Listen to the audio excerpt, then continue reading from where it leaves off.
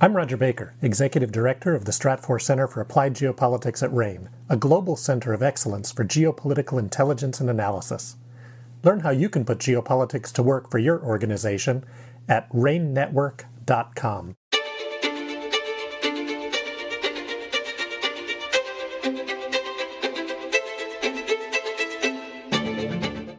Hello and welcome to RANE's Essential Geopolitics podcast.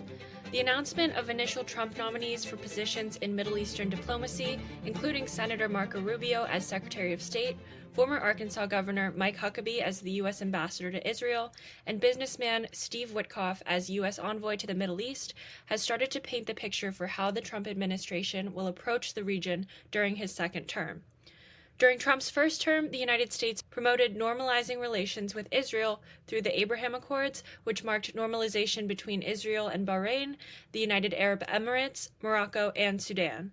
However, this administration will inherit a different Middle East, one marked by heightened regional tensions and the ongoing Israel-Hamas war. Today we'll be discussing a few of the key policy issues of the Trump administration within the early part of his second term, including potential support of Israeli annexation of settlements in the West Bank, U.S. Saudi relations, and U.S. Turkey ties.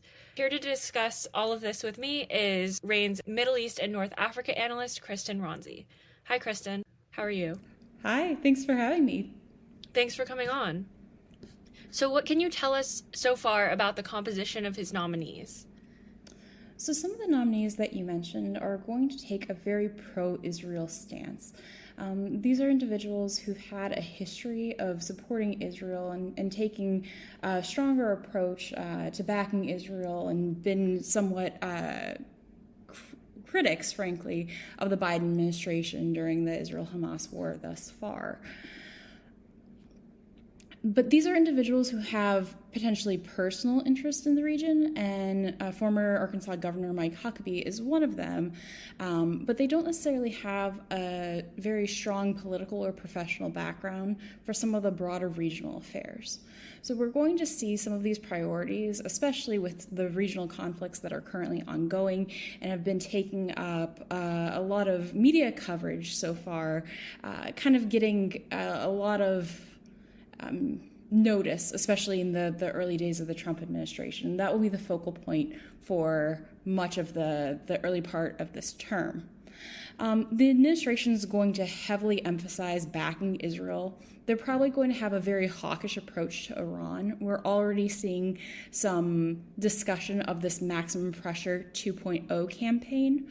And one of the major things that we're going to see recurring is ending the Middle Eastern conflicts in various ways.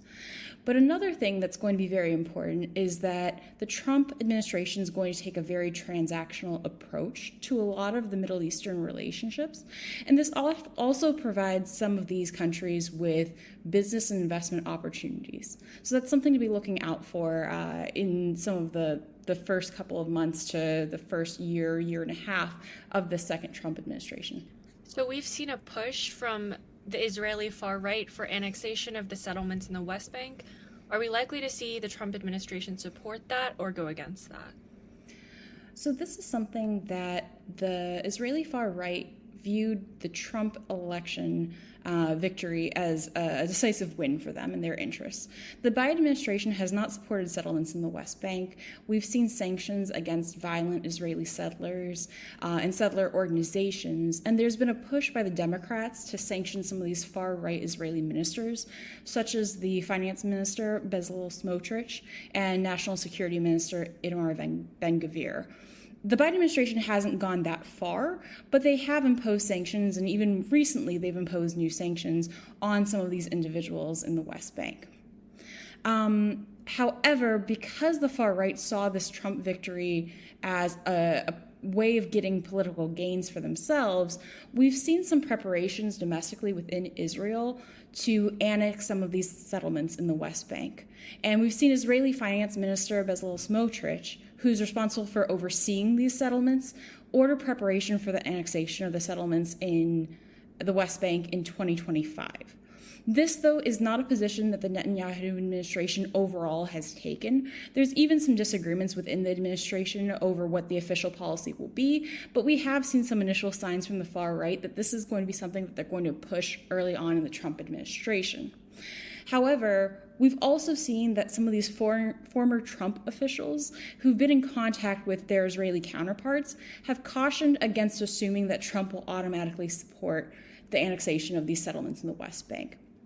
From the first term of the Trump administration, we've seen Trump and his administration be very, very pro-Israel, but that's not necessarily something that's guaranteed that this would be an automatic backing of the settlements. One thing that we can look to as a potential frame of reference for how U.S. support of settlements might come about is through the 2020 proposal that was panned by both the Palestinian Authority and the Israeli far right. It didn't gain a lot of traction at that time, but this support would probably come as part of a broader proposal or part of a broader deal and not just support on its own. This kind of goes back to our transactional notion that Trump's support for certain policies will not come without certain concessions that fit into his broader agenda. So this 2020 proposal that we would be looking at as sort of a blueprint for what support might come about would have allowed and supported the annexation of Israeli settlements in the West Bank, but it also allowed for space for the potential creation of a Palestinian state within the remainder of the West Bank.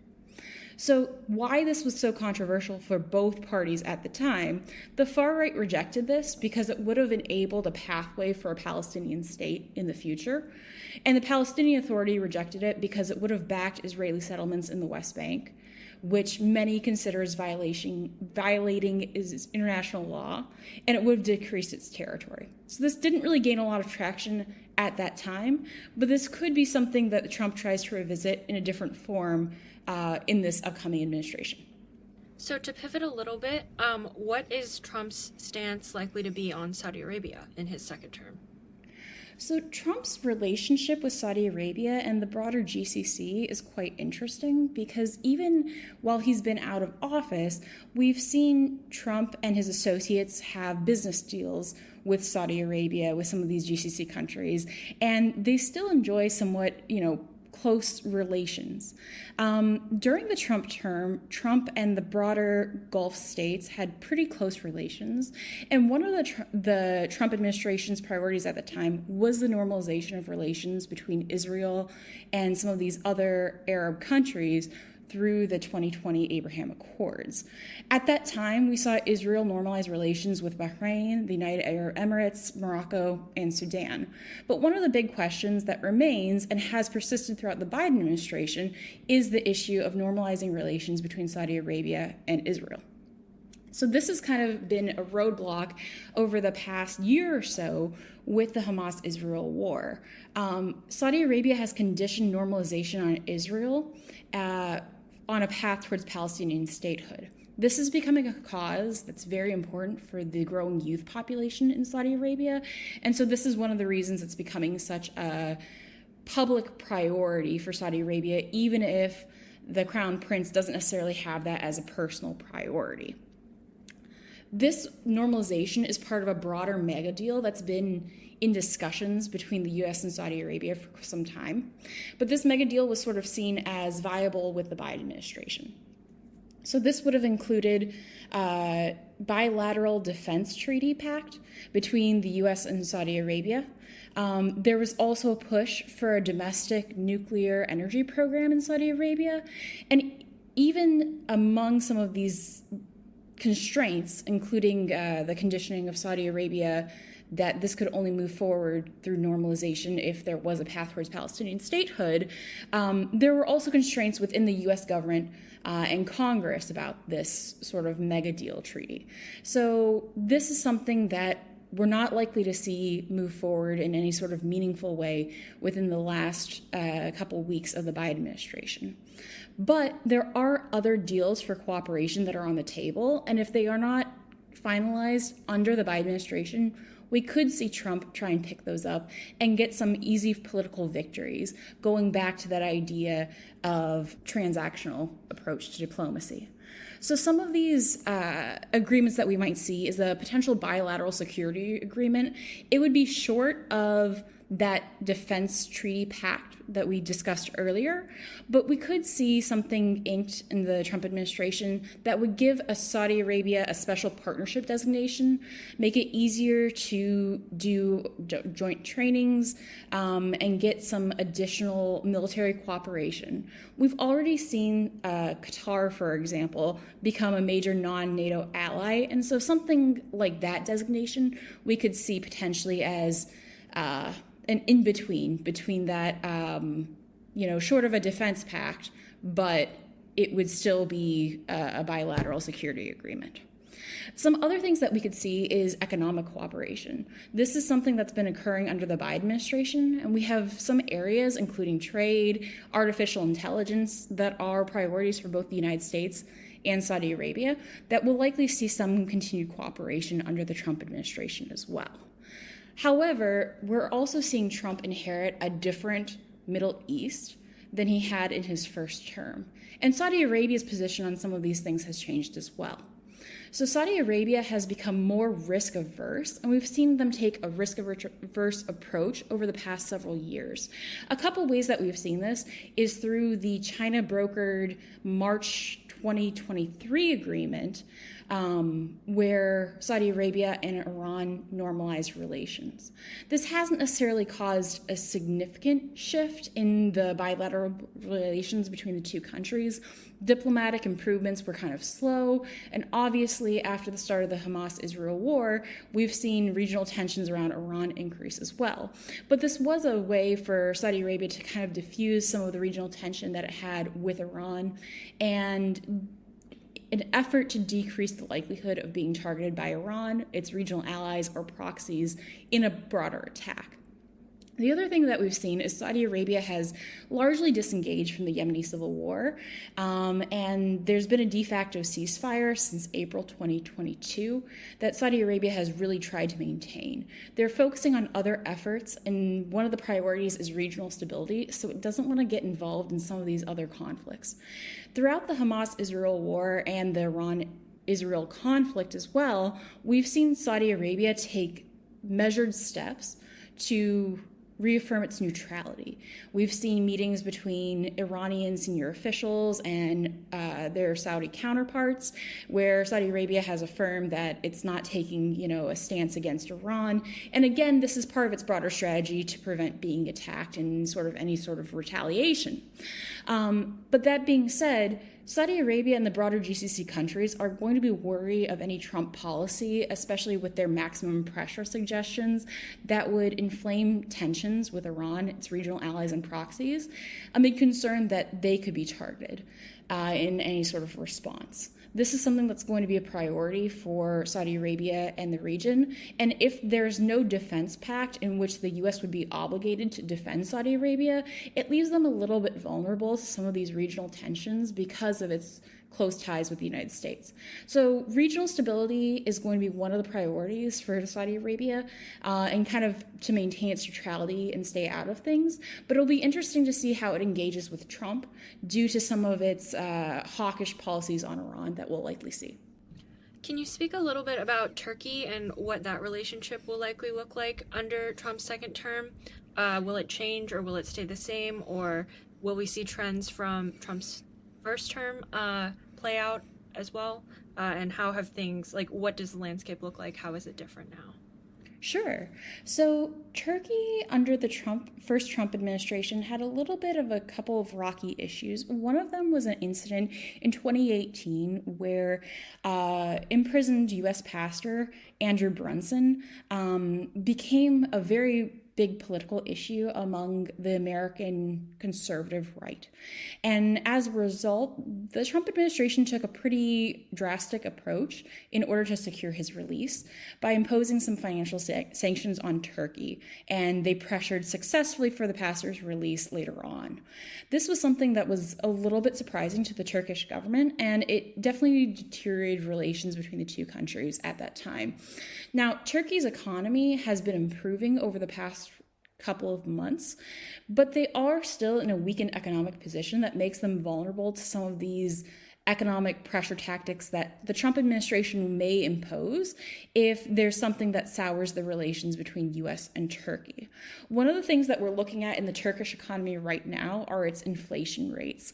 After Turkey's spending policy ahead of the 2023 presidential cycle, Turkey faced very, very high inflation rates, what the government has adopted more orthodox economic policies to try and change those. So they've successfully maintained these higher interest rates, and as a result, we've seen that inflation rates decrease, and we're expected to see them decrease throughout 2025 as well. That being said, the Turkish economy is still one of the vulnerable points, and that's something that the Trump administration could use as a pressure tactic against Turkey, and Turkey's also aware of this. So this is something that, as we see the incoming Trump administration, Turkey is going to really try and improve relations with the United States. Turkish President Recep Tayyip Erdogan was one of the first individuals to reach out to Trump, congratulate him on his victory. And he offered to host Trump, which is pretty standard, but this is also something that they're trying to really improve relations from that first term and prevent any sort of economic vulnerabilities like they had that first term as well from being exploited. One of the things that we're probably going to see is this issue of Turkey's pro-Hamas, anti-Israel rhetoric reappear. This is probably going to be a pretty sensitive issue for the Trump administration, and Erdogan will probably try and balance that as he navigates adhering and appealing to his pro-Islamist, pro-Muslim policies that really appeal to his Islamist base. However, on the flip side, you have a Trump administration that's coming in that's very pro-Israel and is not going to approve of some of the rhetoric that we've seen so far. And as a result, we could see them take more assertive steps than the Biden administration has, which is largely, disagreed with Erdogan's statements, but we haven't really seen a change in policy with Turkey thus far. One of the sensitive political issues, though, aligning with this pro-Hamas, anti-Israel position is where Hamas's senior leadership will go. They are looking for a place to relocate after being expelled from Doha in Qatar, and they have previously been in Turkey. So Turkey has rejected claims thus far that they are hosting Hamas's political leadership bureau, but this is something that they'll probably try and distance themselves from because this is a political liability with the Trump administration having such a pro-Israel stance. Prior to recent events in Syria, the Trump administration likely wanted to withdraw some of the U.S. forces there. This was going to be something that was very politically palatable, especially for the domestic Republican base. And this was also something that Turkey would probably view as an opportunity to expand its military presence along the Syria-Turkey border and also increase its military operations against the PKK and YPG along that border. Now, with the ongoing rebel resurgence with the fall of Aleppo, and now it looks like they've taken control of Hama, this puts the U.S. in a slightly different position. While the Trump administration and Trump himself may want a U.S. withdrawal from Syria, Central Command is likely going to advise against this because of the precarious security situation that we're likely going to see in Syria. So it's possible that the U.S. will remain in Syria, but amidst this resurgence of the rebel groups, as well as some territory that's changed hands, it's possible that Turkey will take advantage of this and use this distraction in other parts of Syria to expand its military operations along the northern border and achieve some of its broader objectives in combating the PKK and YPG. So there's a lot to take a look at within the Syrian environment, And the U.S. presence has been one of the barriers for a broader Turkish expansion of military operations to secure that buffer zone along its border. However, with different players playing a role in Syria, Turkey may still view this as an opportunity to increase its operations there with or without a U.S. withdrawal. Kristin, thanks so much for coming on the podcast. As always, it's great speaking with you. And I look forward to hearing more on this as you continue to publish analyses or come back on the podcast. Awesome. Thank you so much for having me. For more risk insights and analyses, visit ranenetwork.com, where you can learn more about our suite of risk intelligence products and solutions. That's RANE network.com. Thanks for listening.